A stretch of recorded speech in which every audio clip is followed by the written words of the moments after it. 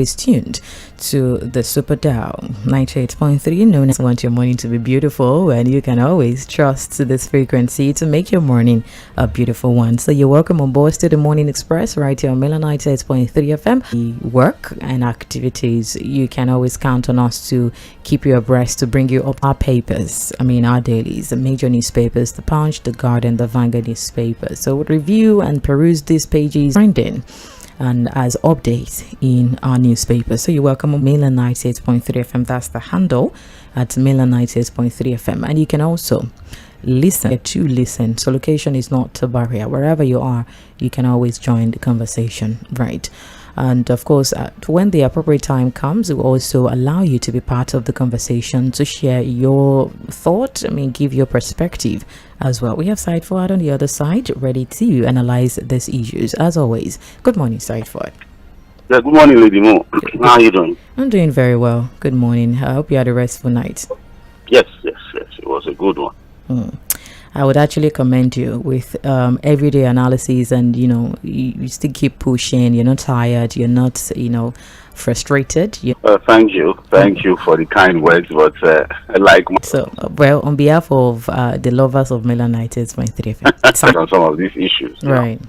Right. It keeps us going, right. They know that they can always get the best. They can always count on us when it comes to bringing them what's going on. Apt stories, updates, trend, mention and highlight the state of quagmire in some sectors, and all of be able to make the right.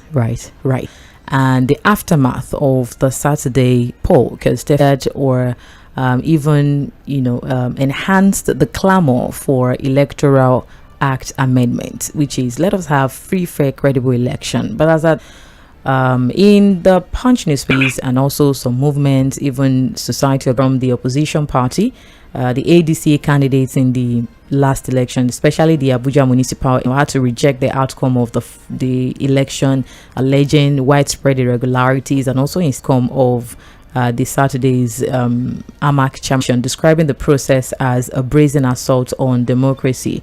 Of course, in the INEX result, Christopher Maikalangu of the AP 1,861 in the election, but Paul, who is the ADC candidate, garnered just 12,109 votes. And so it had been back and forth, saying that he had reviewed the election outcome. The obedience movement worldwide at the Secretariat in Abuja yesterday, according to said, undermined the credibility of the poll, right?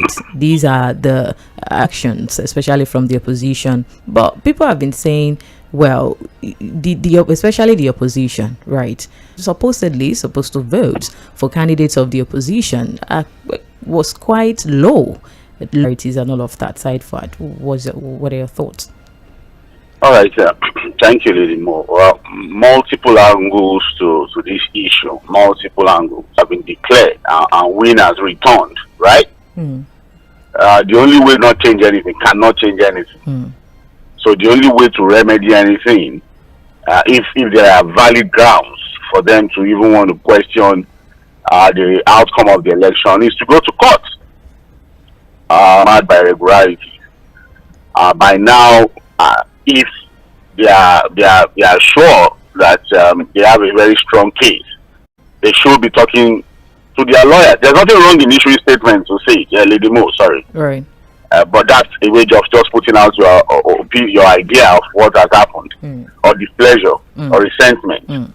But the most important part of it, if goes whether they will only just end this at complaining and issuing statements, or they will proceed to court. Now, on the conduct of the elections, Lady Mo, I think we've done our own analysis to say that, look, yes, there are one or two things that INEC should have tried. Because so that to the areas, loopholes, yes, the areas of INEC, Go okay, ahead. now, so it's not just enough for Professor Joash Amoku that turned out to be, a failure, almost like a colossal failure at the end of the day. So one would think that Professor Joash Amoku, finding ways to improve on them. There were still cases of that were sent to wrong locations. Polling unit beavers are programmed in the arrival of election material, a bit confused about the entire process. So in some of the polling units, you are instructing the INEC officials around as to how to conduct the election. So I think these are some of the areas Professor Joash Amokwitong should focus on. He should leave the issue of voting. He will not his mind. That look, once you are arrested, you may be made to face the law. So now to the opposition, Lady Mo. I think that appears to be the only potent political reckoning. You see that when we talk about the PDP today, we ask ourselves which of the most we have seen things. In fact, there are people who say that they only just wow. Politicians do it. Imagine things like this before, so I will not be surprised if that's the arrangement. But what I'm saying is that look, the ADC coalition, visible voter apathy. Right. The AMAC guy enough to justify the reason why his own people did not turn out for him. Expected to turn out to vote for the opposition, did not show up at the polls. The polling units were virtually empty. You understand what I'm saying? And so when we were doing our own analysis, one of the things we keep, as it stands today, Lady Mo, the ADC coalition opposition lacks clear direction. Eventually happen. Are you aware that there are still some obedience who believe that? Go ahead. Yeah, that look, now that Nnamdi Usman has been recognized as the leader of the party or led something party, there are people who keep saying Nigerians who don't believe in the Obi ticket. We see how Rotimi Amechi is also joking, he's not passing around. So the ADC is full of scattered interests. So you have, amidst this scattered interest, the average voter who is looking up to the ADC appears confused. And says, so let me just wait. So they are not motivated, they are not gingered. Nothing is there to spur them to action. Look, when immediately APC came up as a party, Lady Mo, everybody at that time, the entire Nigeria knew that look was formed to what? To push Muhammadu Buhari out. It was clear. You understand what to have presidential candidate, Muhammadu Buhari as the presidential candidate. The only thing that was the party, all of that was already sorted out. And so the same was a de facto leader for the APC. So they were already sorted out, so they were still able to give a clear direction to Nigerians on who they are going to present. I think that's a very faulty strategy because of how close we are with a political colossus in the president. When I say political colossus, this is a man that although some people should go and learn from University of Bodilon, those are not progressive politics. Those are the kind of politics that has kept us where we have democracy among the politicians in those kinds of arrangements. Politics of imposition, politics of godfatherism, politics of Abasope, all those kind of politics who we are as Nigerians. This is the kind of politics we like to play.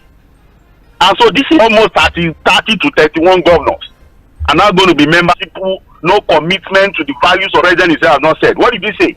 He said, snatch it, you run away with it. And what he sit up. And sit up. It's just like how to deal with a professor. You want to deal with a professor in a classroom, you have to sit tight. You sit up. And the problem of the opposition is also compounded by the issue of this how we monetize our elections. And I don't think there's enough commitment, like we saw in 2023 from this government, that these elections were not available. Money was not really a big factor. Was not available. They cleared the table. we saw politicians lamenting. In fact, there are politicians who lost in the 2023 elections that look Emefiele showed them shaking because they are taking the monies away from them. You understand what I'm saying? Right. But this is the opposition. If they are not able to ginger the people, go out there and do serious work.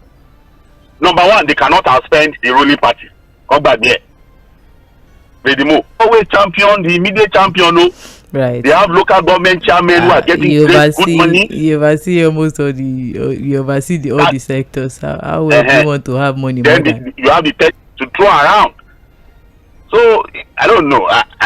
The opposition needs to wake up. That's the conclusion. Uploading. The elections and you have not even gone. to check some of the things we have on IRF, then there's a problem. You need to go and see the manipulation, alteration. In fact, my conclusion is that contradiction. The figure contradicting the word. Yes, I know my conclusion is that all the IRF officials, something, Kotoko or something, Koroko, yes. You had just about 300 and something registered voters. The people who came for accreditation were about 200. And the figures were contradicting the words along Bawa. And this is not to say that look, people should not come out, we should not really do what we need to do. But I have my doubts seriously about the 2027 election. It probably will go down in history as the worst election we've ever conducted. Yeah, there was really no focus on those ones. They were complete the attention of a lot of Nigerians. But we still have 2 other tests before the general election in 2027. Right. I'm not sure is coming, right? Position, to significantly tackle the issue of vote buying. Yes, as committee yesterday, raising alarm on how the growing concerns of vote buying are violent this year, right? During a 3-day stakeholders validation forum that was organized by the MPC, through its secretariat, and he spoke about, according to him, he said the validation forum had funded the European Union, which is designed to bolster local ownership of electoral risk assessment environment and assessing security dynamics through an election security information hub, which according to him is designed to develop a context analysis of the spotlight on vote buying, violence and insecurity. How do we, because even with the recent election where we still have and the passage of the electoral reform to at least give us like a sort with the recent election and the upcoming one, tackle this very issue. Yes. It's not by all those grad that EFCC is doing. I always say it with the kinds of money politicians have now. I tell. But if he thinks all these officials can do anything, he's not wasting his time. I'm telling you, the kinds of money politicians have now. Okay, what can I do? But let's not forget that part of the amendment is the punishment, that there is no even penalty for that. That is violence. We are coming there. All right. I'm coming there.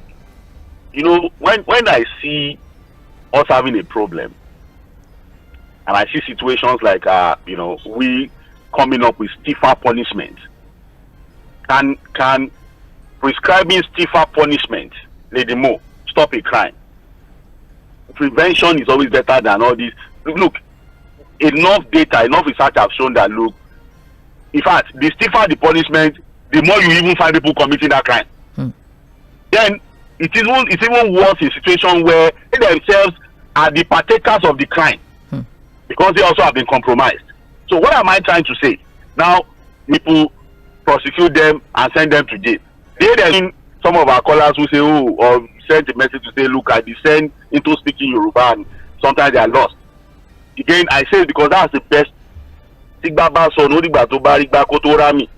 Right. You put a mark on calabash. You bought a calabash. You bought the calabash and put a mark, and it got lost. Definitely, you have to see the calabash before you can see the mark. So the thing is, who are the people that would arrest anybody really? Have we not seen situations where, Lady Mo, it is even security operatives that are coordinating the vote buying process? I want to shield, I want to drive.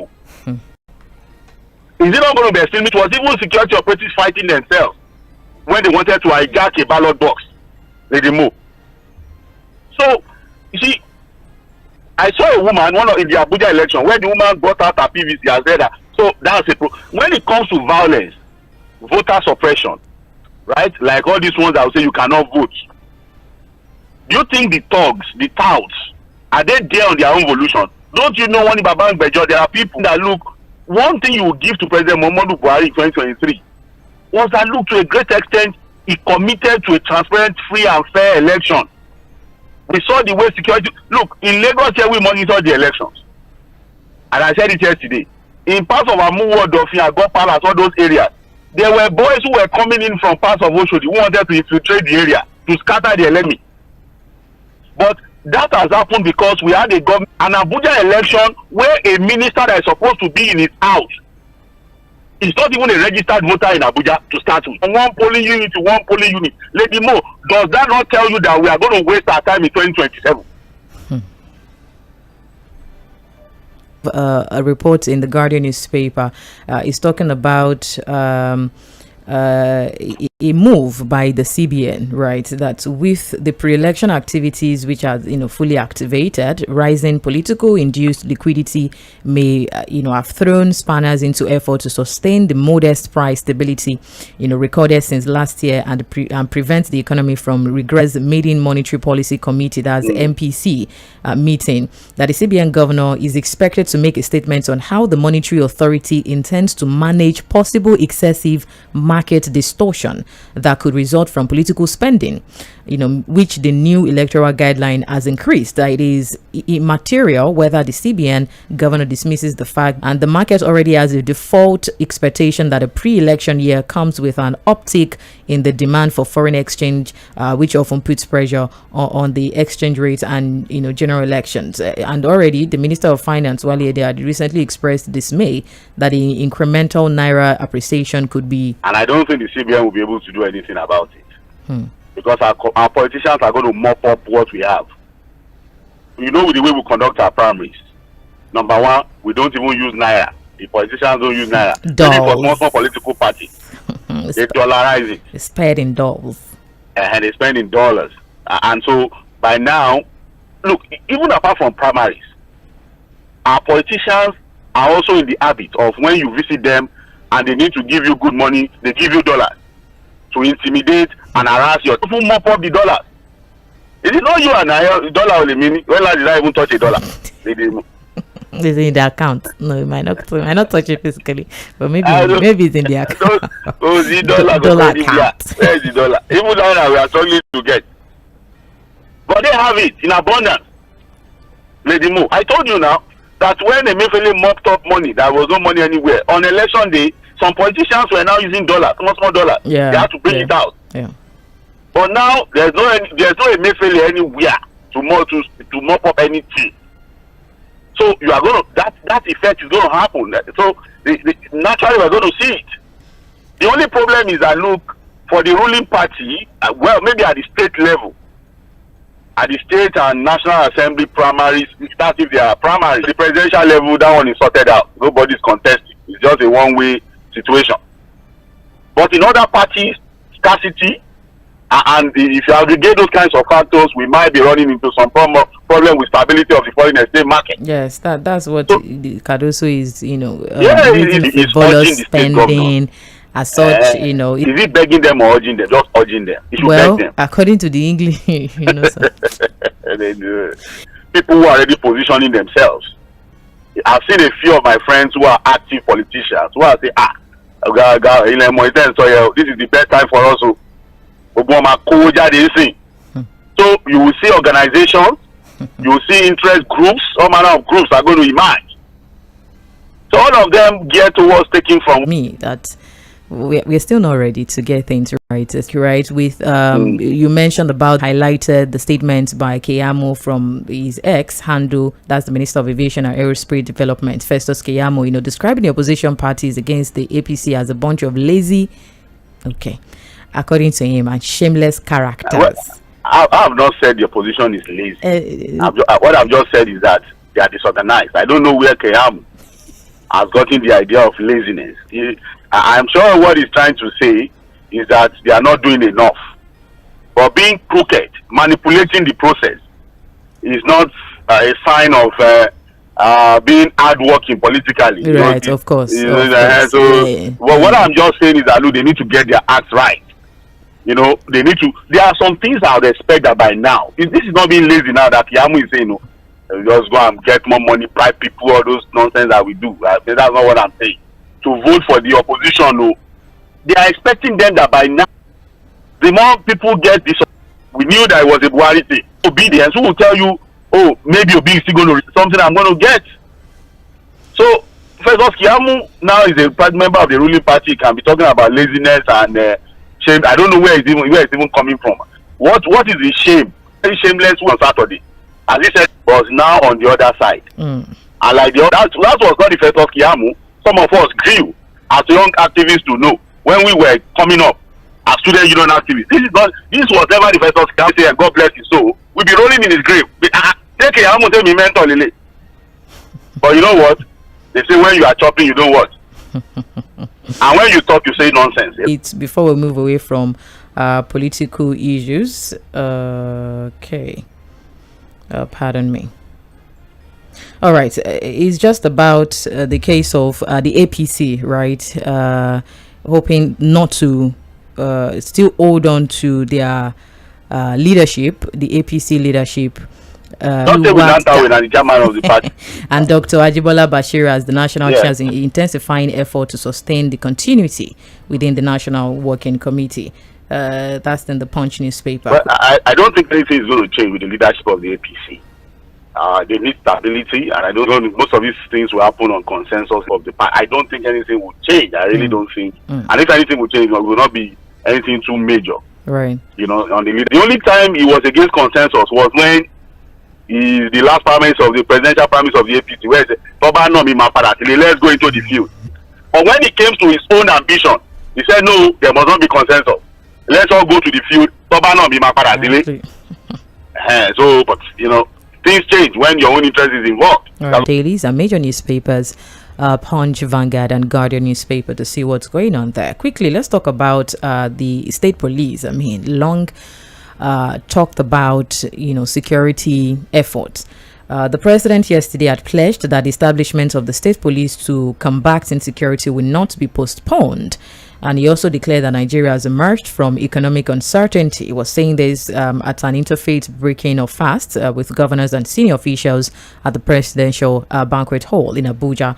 And he assured Nigerians that his administration's promise to tackle insecurity through the state policing remains on track, right? Saying that what he promised the first iftar of the 2026 Ramadan season. Okay. And he expressed optimism about it. What he said is that we are out of the dark tunnel. That's what the president said. But But let's talk about the issue of state police, right?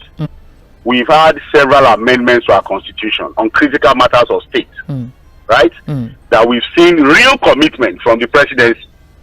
One of such is the what? Is the tax law. You saw the way the presidency came up, gave the bill all the backing and support. Right. Revenue. Which one is supposed to be more important to the president? Security. I'm coming now. Security. Are we saying taxes and revenue to government is more important to fund the current security structure? The very defective security structure that we have already talked about. As it stands today, you know, there's always been this talk, even before this president, about state police. And the issue has always been that, look, anytime it gets to the state level, the amendment to the constitution is key. The federation must also agree to support the amendments. Almost 31 states in his pocket. So long the governors are with him, state police, with this number of governors and state assembly in his pocket, he is going to get it done.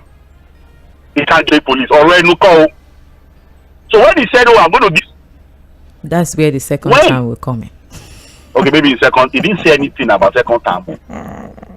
So okay, we assume that maybe if he wins the second term, I don't know. And then he has how many months left to go? And he even mentioned about it should not. It's a story for another day. It is actually. But what is keeping him from getting?